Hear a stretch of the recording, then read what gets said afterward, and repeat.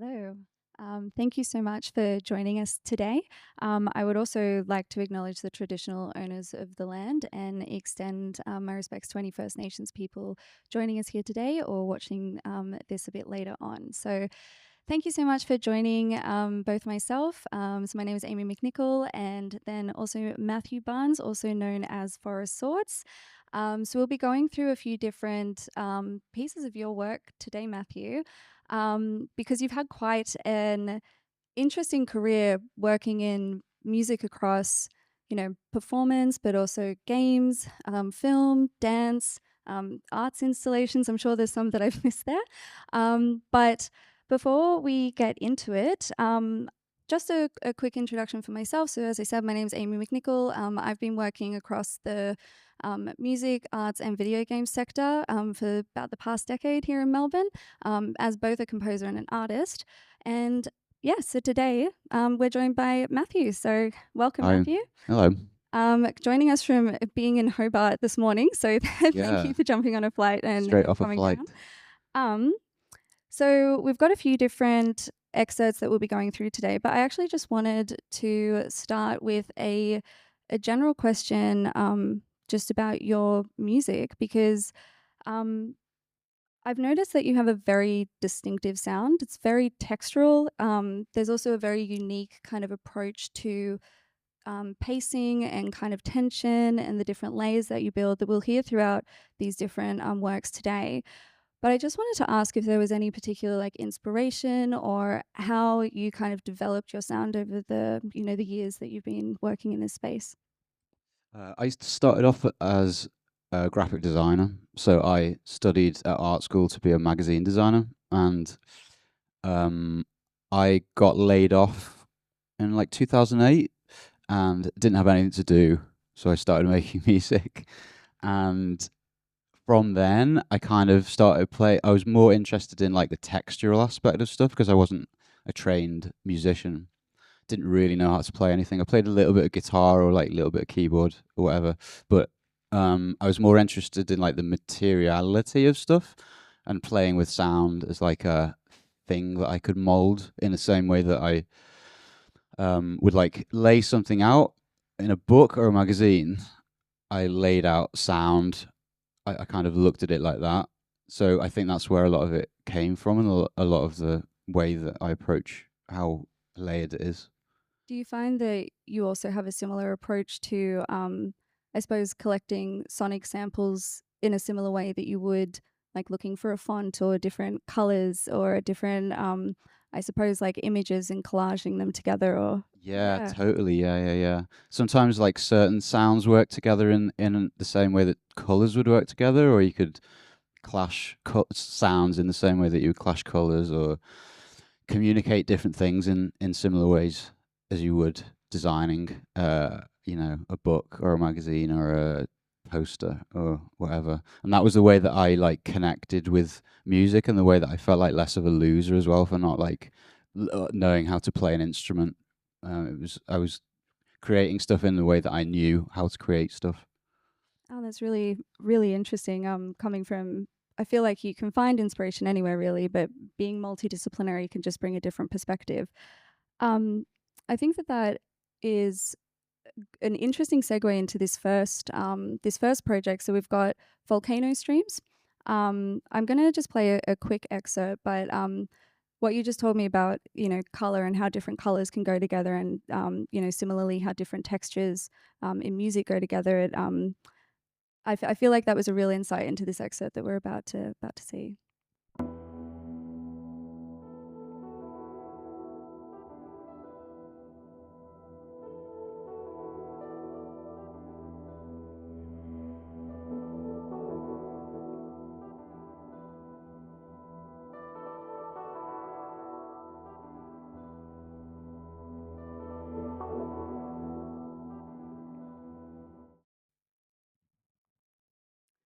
So can you tell us a little bit about this project? Because this was you live composing, responding to volcanoes, I believe. Is that Yeah, correct?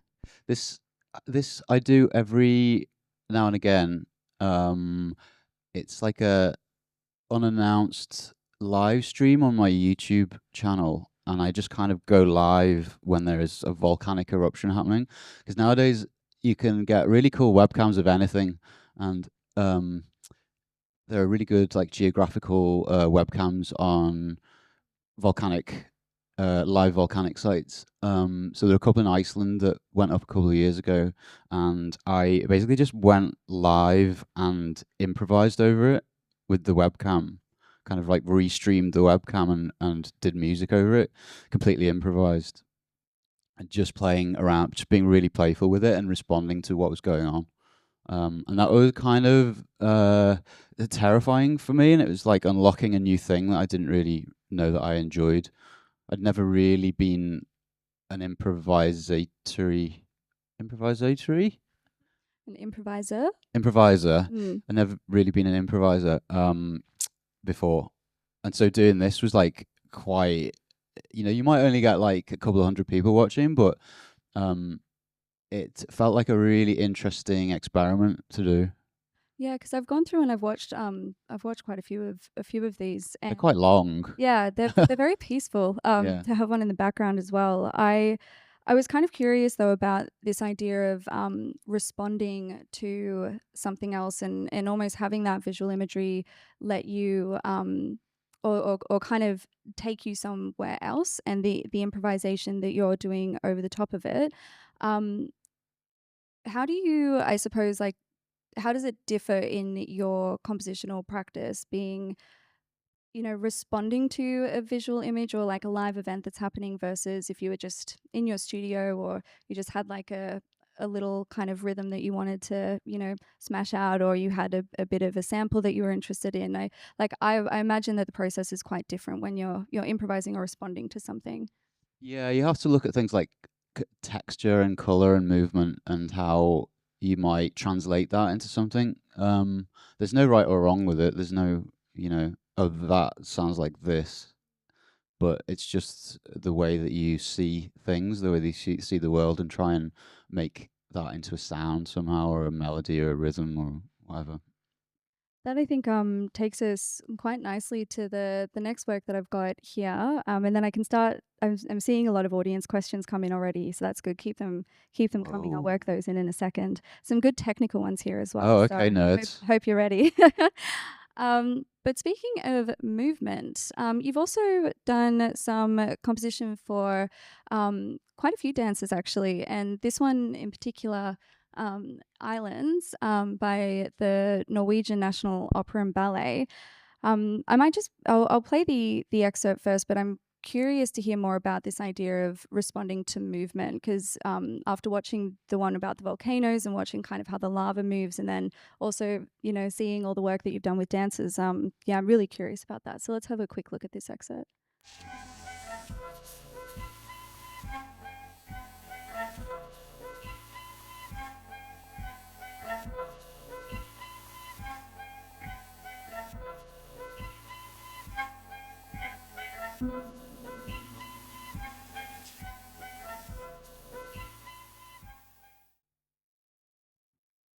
Yeah, excellent. I really, really love that one.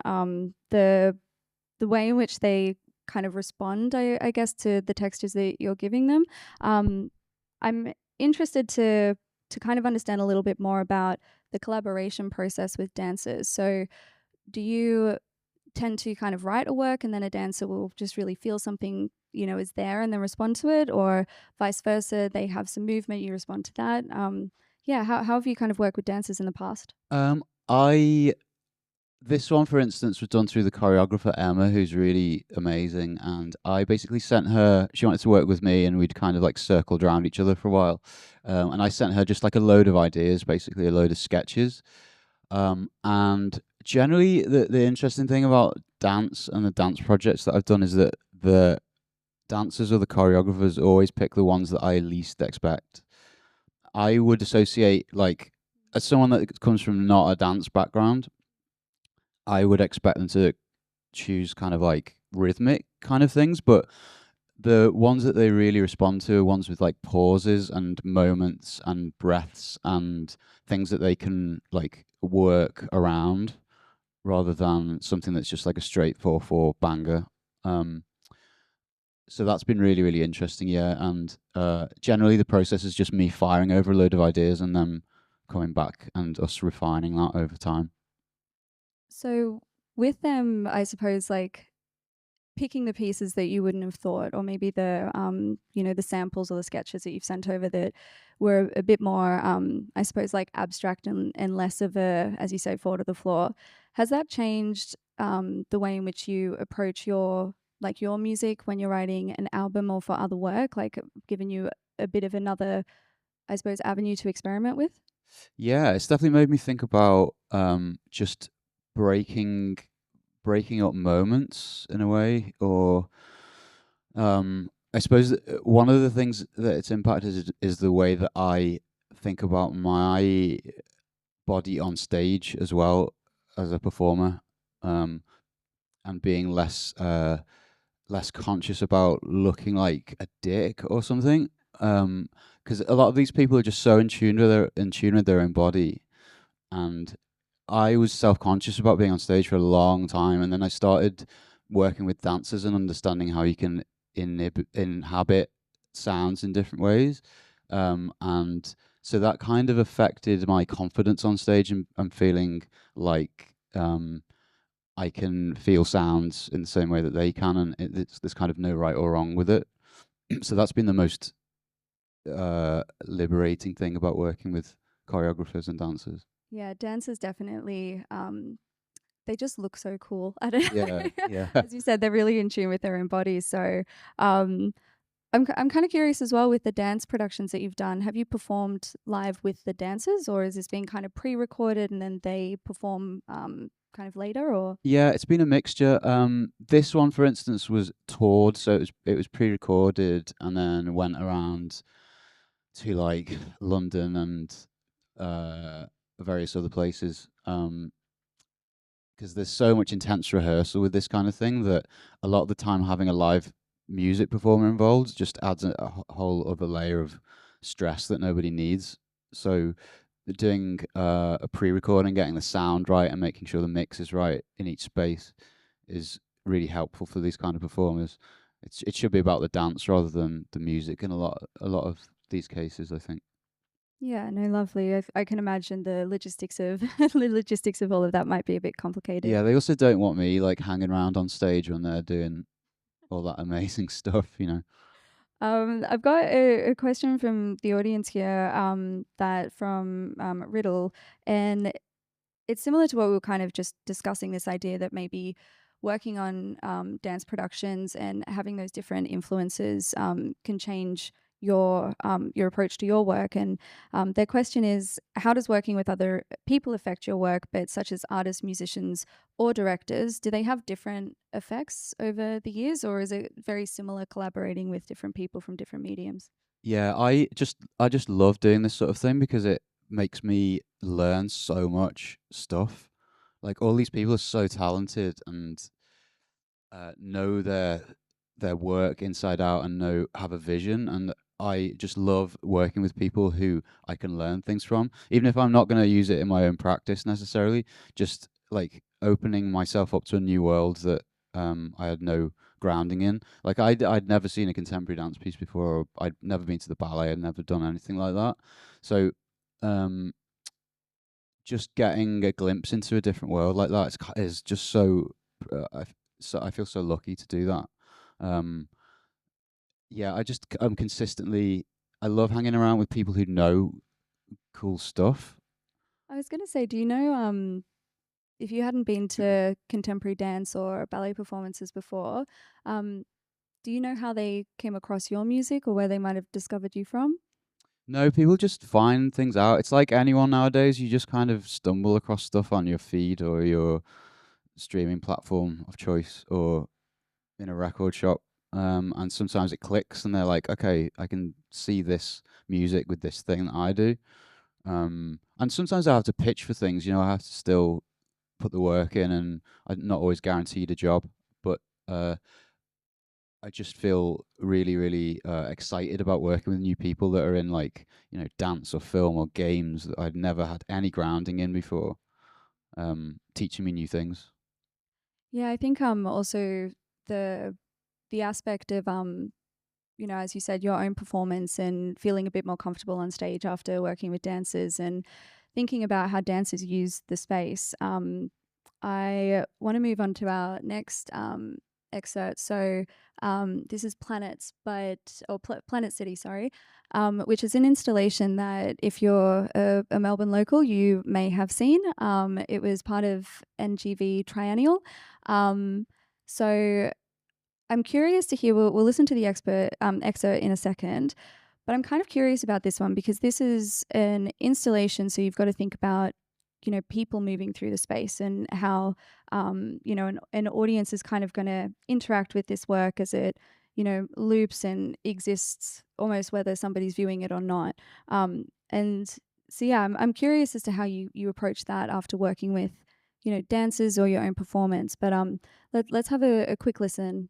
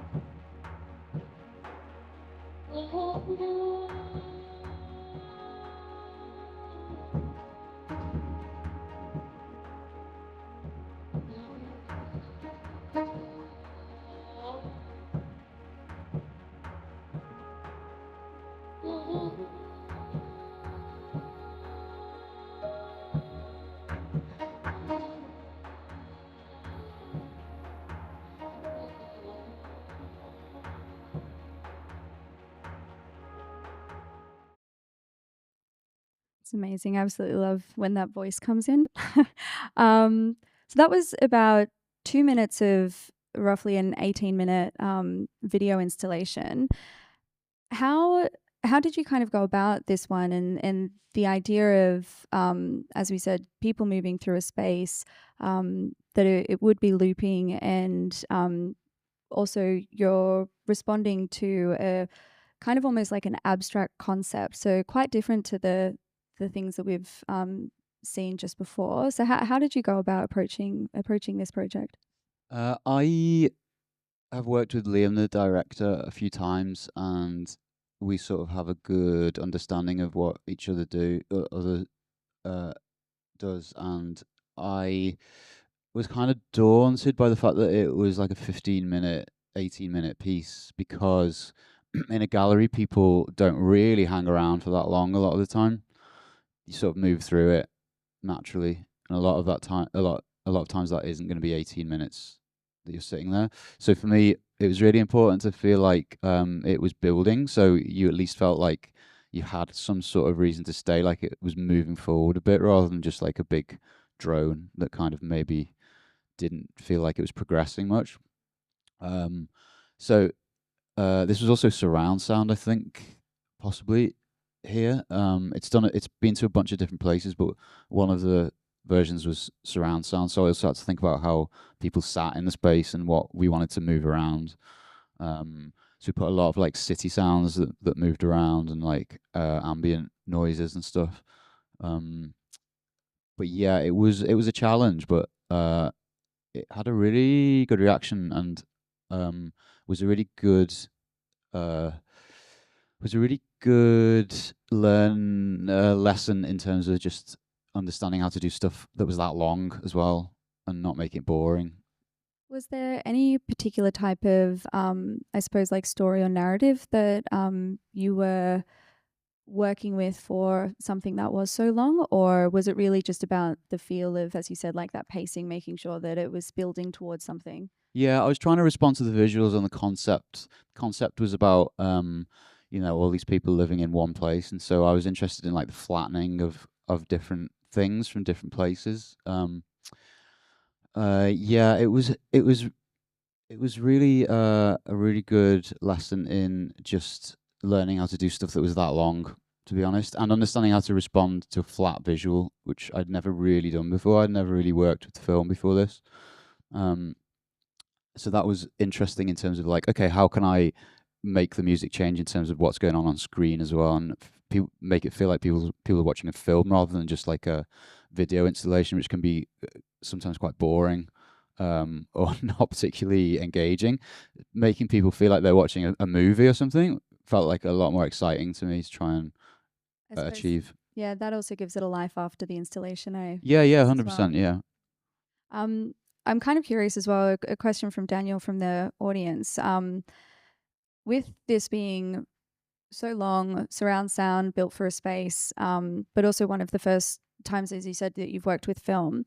Were there any pieces of like gear or technology that have revolutionized, your sound or your approach to the creative process?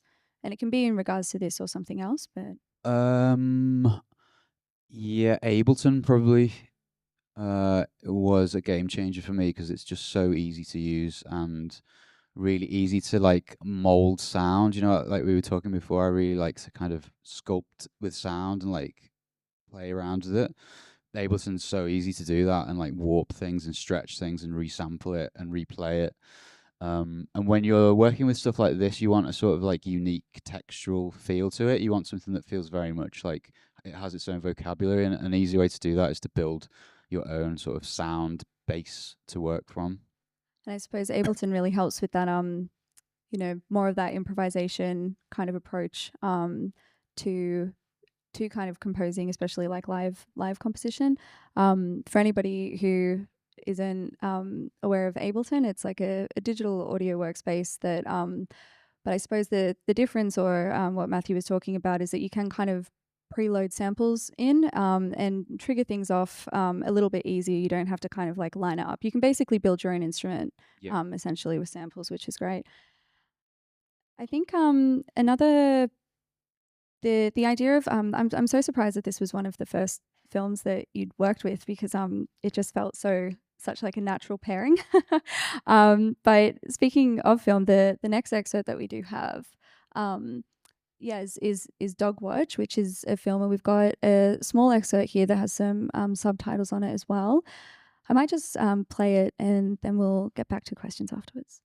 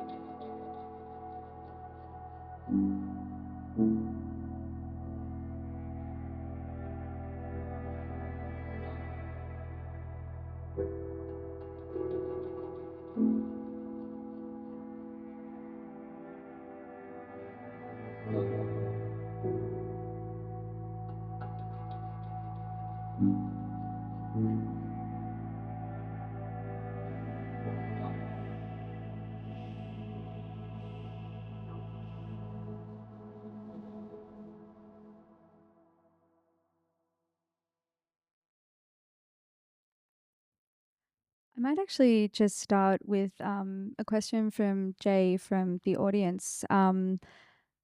They ask, what does day one of a project you start look like? Does it start with a sound, a story, or a theme? Or is every project completely different? Usually just a sound that I really like. That can be an existing sample that I have responded to somehow, or just something that I've like played with, been playful with, and sort of like molded somehow. But it's always just one sound that I really like, and that either goes into like a melody, or I kind of move that into a melody or a texture, or I put it into a rhythm of some sort. But it's always just like one thing, and then um, usually I do everything. I do like 4 bar loops of stuff, so I do like multiple different layers of 4 bar loops that I just keep going and going. Um, and maybe 2 or 3 will stay, and then I'll build a track out of that, or a score, or a cue, or something. But it's always as one sound. Yeah, that's really interesting. I'm curious about with this film and hearing that the creative process usually starts with one sound. Um, when I'm looking at film scores, I often see them as it's the emotion that the director wants you to feel. Like that's kind of your job as a composer for film. How did you approach Dogwatch in terms of both the narrative but the emotional storytelling, and is that kind of informed by that one sound when you pick that out, like when you're deciding this is the sound that we're starting with, is that from just a purely textural perspective, or does it also come from like a feeling that you get from that sound? Well, this film is about it's about Greek after the Greek economic crash. One of the biggest employment opportunities for Greek men was security services aboard maritime ships. Basically, um, they train to fight against an existential threat that's usually like pirates, basically, that never quite it never usually happens. They never appear, so they're training for a thing that they'll never actually do. Um, and so there was sort of like a weird melancholy across the whole film, where they're training for this thing that never quite happens. And I found this sort of bell sound that you heard. It's like a marimba, synthy marimba bell that doesn't really sit in any space.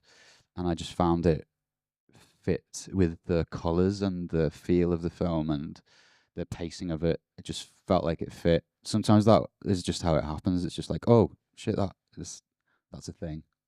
How did you find working with the director for this film in terms of um, the process? Like, was it sending back some different, I think you put it before, like sketches to see if that was fitting with their idea of what the score should be?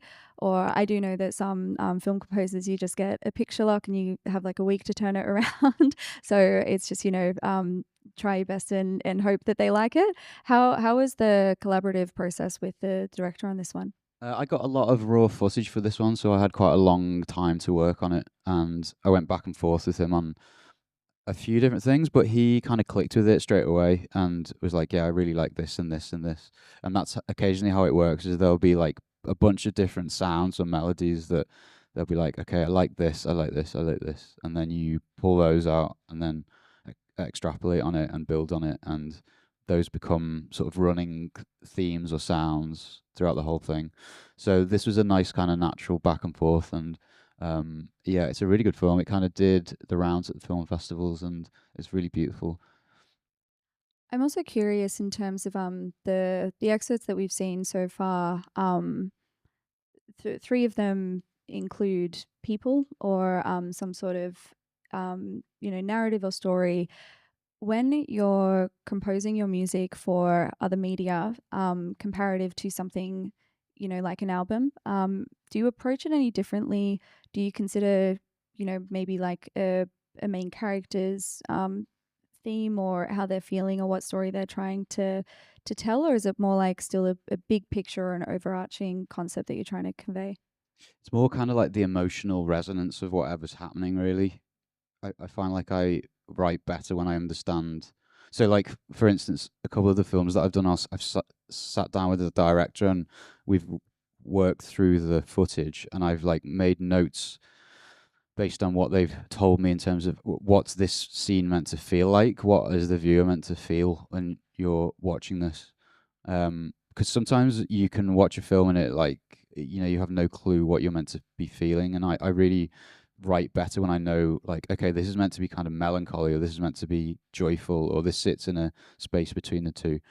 As long as I have like a mental like starting point for it, I find that a lot easier. Um, yeah, does that make sense? Yeah, no, definitely. I'm kind of curious actually about that with this next excerpt. So, um, you've also done a few video games. I want to play this next piece from Assassin's Creed Rogue, and I'm very curious as to how you kind of approached this one, because it feels a bit to me like a character theme, but it's also something that's meant to get the audience like really into they watch this and then they immediately know what this game is all about. So let's have a quick listen.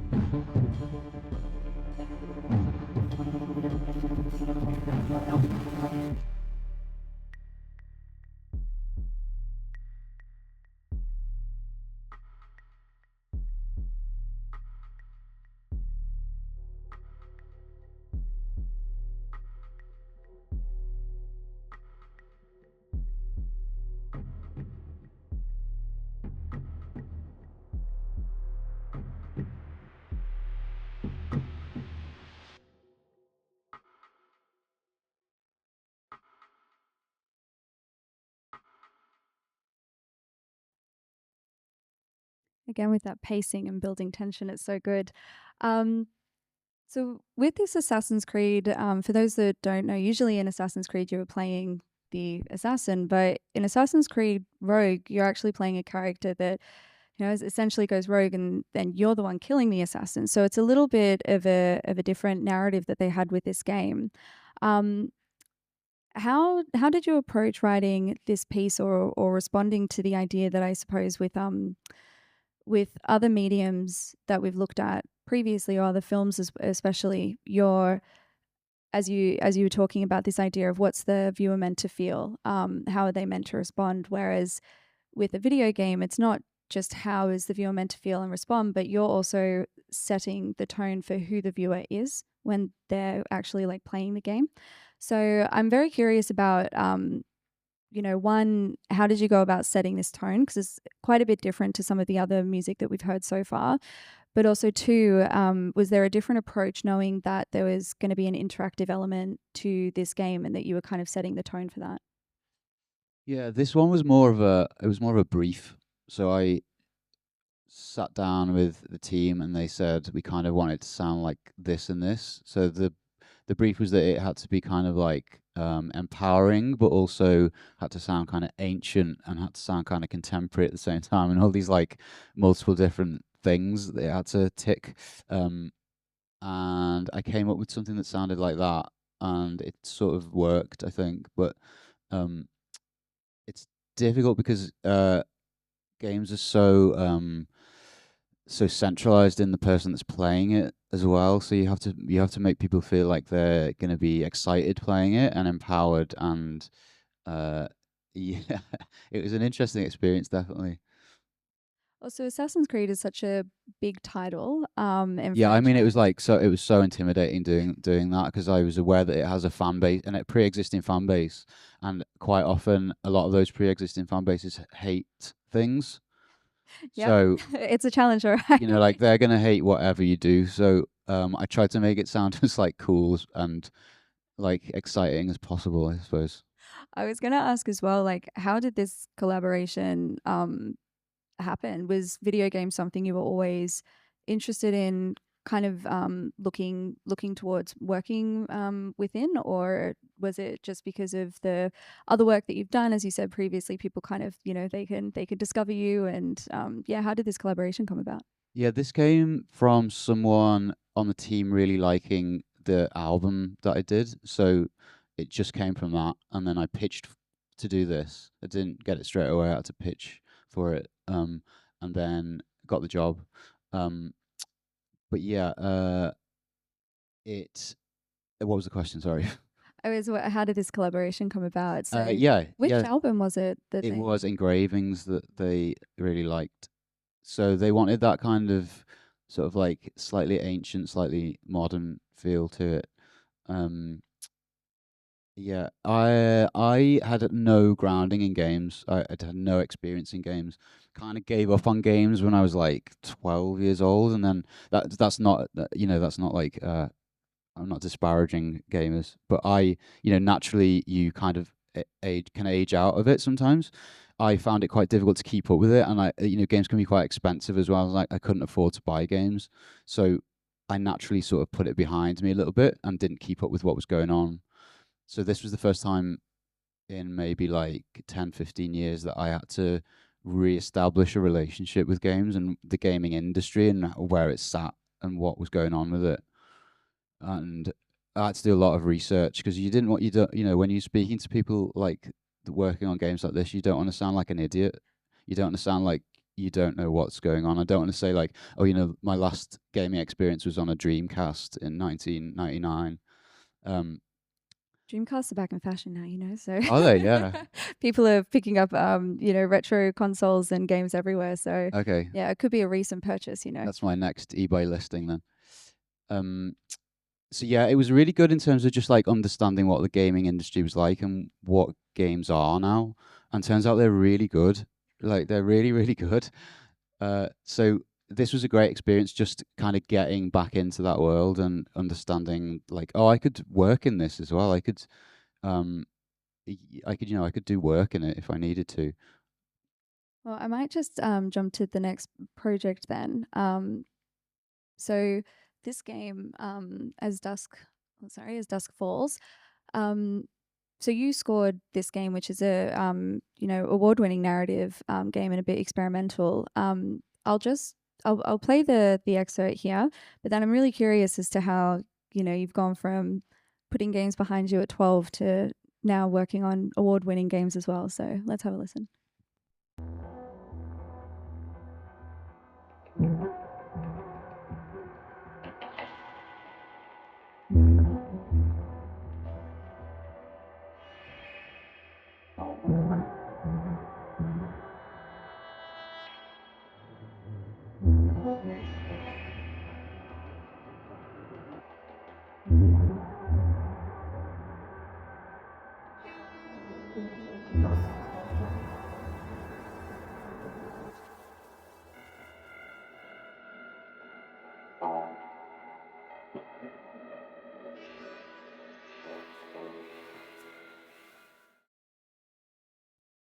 I might just start with a question from the audience because I think they've put it better than I have in my notes. So, does the interactive nature of video games and as a medium and player agency change? Does it affect the way that you've approached, crafting your score? Say that again, sorry. Basically, the because video games are interactive and Yeah. it also, if you've got the player has different agency essentially, so like they can essentially carve their own path through a game. And usually if you've got the music playing in the background, or if you don't know how long somebody's going to stay in one scene or how quickly they're going to move through to that really climactic moment, instead of, I suppose, like composing for a linear medium, so like film, for example, with this being interactive and you're not 100% sure how long one song is going to go for, has it changed the way in which you've approached the composition for this type of medium? Yeah. this was the most mind blowing thing to work on because I had no idea how games worked, how music worked in games. So I thought it was just like scoring a film, and I'd get like a flat thing that I needed to write music to. What happens is you have to think about layers and it being non-linear. Um, so things have to like work independently of each other. Layers have to like work both individually and together at different times when different things happen. So say like I will trigger one thing that has to trigger a bit of music, and then another thing might happen later on, but those things have to complement each other. So it's not just like here's a song, here's a song, here's a song, here's a track. It's all these different like things that undulate and weave into each other in waves. Um, and I just learned so much doing this game, and it completely saved my life as well because it was signed off the week before COVID kicked in, the very week before I signed the contract to do it. And as a touring musician, my income was completely decimated during that time. But I got this to work on, and we were on Zooms like every single day, just hanging out, um, trying to make the best game that we could. And it was a real amazing bonding experience that I'd never really had before in any office that I worked in or any project. Just a group of people really passionate about the game and wanting to make sense of it, but also trying to figure out what the hell was going on in the world at the same time. I'm kind of curious as well about, you were saying that you signed on just before kind of COVID hit, which I think that's brilliant timing, Yeah, especially it to be was. Yeah. working on a game. Um, when you started working on this, there's a lot of different ways that composers do get involved in the game development cycle. Sometimes similar to film, you can come on more towards the end and kind of create these loops or these motifs, like motifs for the game and characters. But other times, you can come on a bit earlier if the creative director or game designer really wants that audio to be part of the storytelling. With this being such a narrative driven game, were you kind of brought on, like what time were you brought on within the production, and were you able to, I suppose, like collaborate as the game developed, or was it more kind of towards the end when things were settled with the game design and the art and everything? Yeah, they'd been working on this for about 5 years before I came on board, and then I worked on it for 2 years, and then the game finished. So definitely towards the end, but it was still work in progress while I was working on it. Because the real overarching kind of like thing that I had to think about was they wanted the music to feel like an extra character in the game. This was very kind of like the inspiration for this was sort of Netflixy prestige drama in a game, and they were really keen to make it feel like it had its own vocabulary and it felt like its own thing. So I was really conscious about making it feel like it had its own language. And yeah, it was just fascinating working on. It was so different to anything that I've worked on before, and it was so I couldn't believe the amount of music that I had to generate as well. Just like so much stuff for every single sort of micro emotion that might happen. And within that, you have like multiple different layers that all have to work together and be triggered at different times. So I have like, multiple hard drives worth of stuff for this game. I don't, I didn't certainly didn't appreciate the amount of work that goes into making a game. Like years and years worth of work with lots of different people, all super passionate about this one thing, making it as good as possible. So I felt very privileged to be part of that and understand. Yeah, there's a lot of different moving pieces within game development, definitely, and a 7 year production cycle is pretty standard as well. So, um, I'm kind of curious. Just you spoke earlier about like Ableton being a bit of a game changer with the way in which you can trigger your sounds and different textures, and also the idea that a project usually starts with a sound. I would imagine that the way in which you build your layers and you build your textures and choose your sounds actually would lend itself quite well to composing for video games, where there is a lot of, you know, loops and being able to kind of, you might start with one sound, and then as the story progresses, it triggers or unlocks that next sound. Was there a different way in which you had to approach, I suppose, the pacing or how those sounds layered and built, comparative to, the more linear pieces of work, or even just an album that you worked on? Yeah, a lot of it was built off grid, which I'm not used to. So everything that I make as in terms of my albums is like on grid. There's always a grid visible. Whereas this, I didn't really have things on beat necessarily. Things just kind of flowed in and out. And there was a lot of guitar on this and a lot of harmonica. They wanted it like a very sort of classic Western ish vibe, um, sort of psychedelic Western vibes. So a lot of those just kind of like flowed into each other, and it was very playful and expressive, rather than it being like here's a thing, here's a beat, here's a beat, here's a beat. That makes it a lot easier for things to just layer over each other as well. You can have like a guitar over here and a harmonica over here, and they can float into each other and out of each other. Did you also find that working with game developers versus, dancers or directors of films or even artists for installations, did you find that the way in which you spoke about your music, or the way in which you had to, I suppose, like communicate how you worked, did that also change? Because and also, did you do any of the programming yourself, or did you have to hand over your music to a programmer to be able to implement that? Because that kind of changes how you communicate about it as well. So yeah, I'm just curious about the process of how you would, I suppose, explain your work to maybe a game designer or an engineer.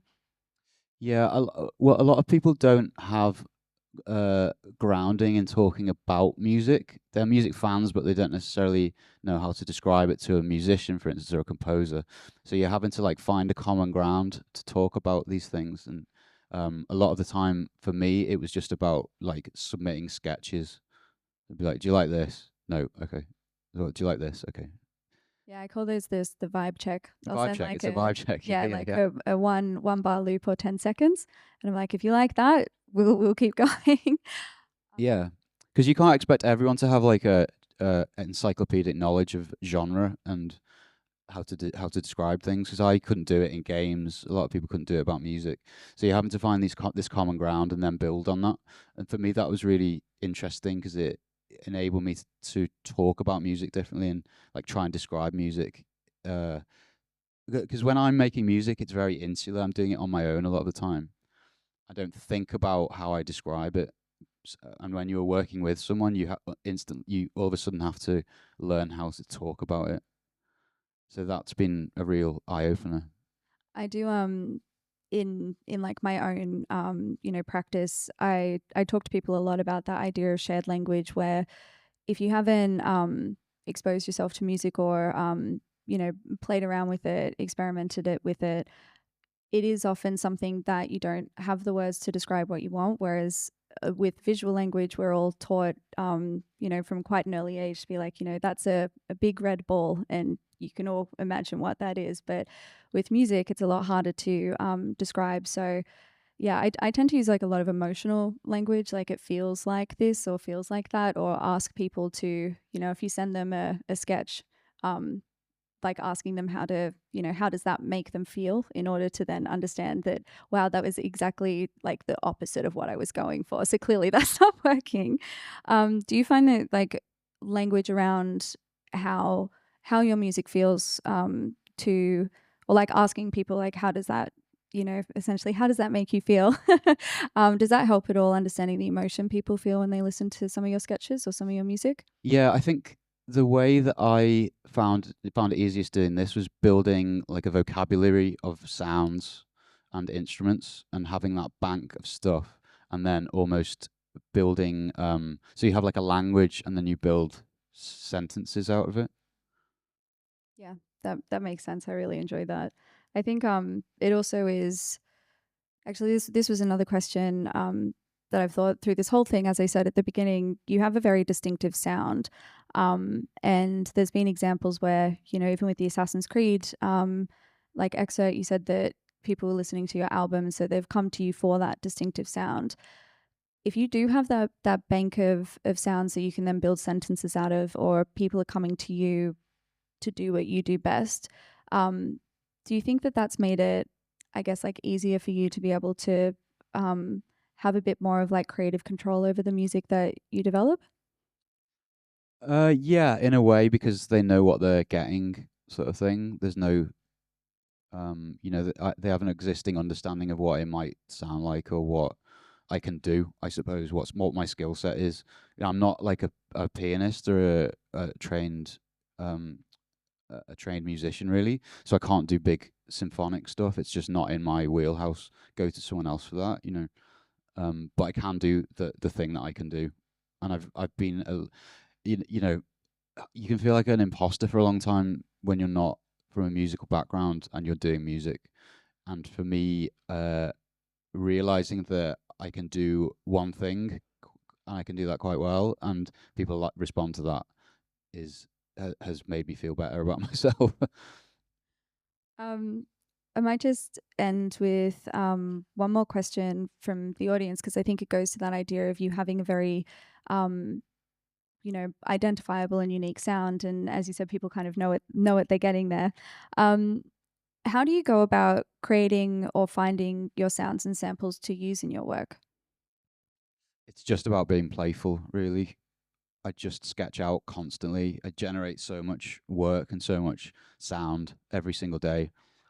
I get up at 7 in the morning and I'm in the studio by like nine in the morning, and I work every single day. So even though my release rate is quite slow, I'm always working on projects like this or always generating sounds, and so I'm continually putting um, stuff into banks of things that I respond to for whatever reason. And a lot of that is just completely makes no sense to other people. It's just a thing that I respond to or resonate to. It might be a sound, it might be a drum hit, it might be something that I've recorded on my phone that I put back in, and all these things I used to then build tracks out of.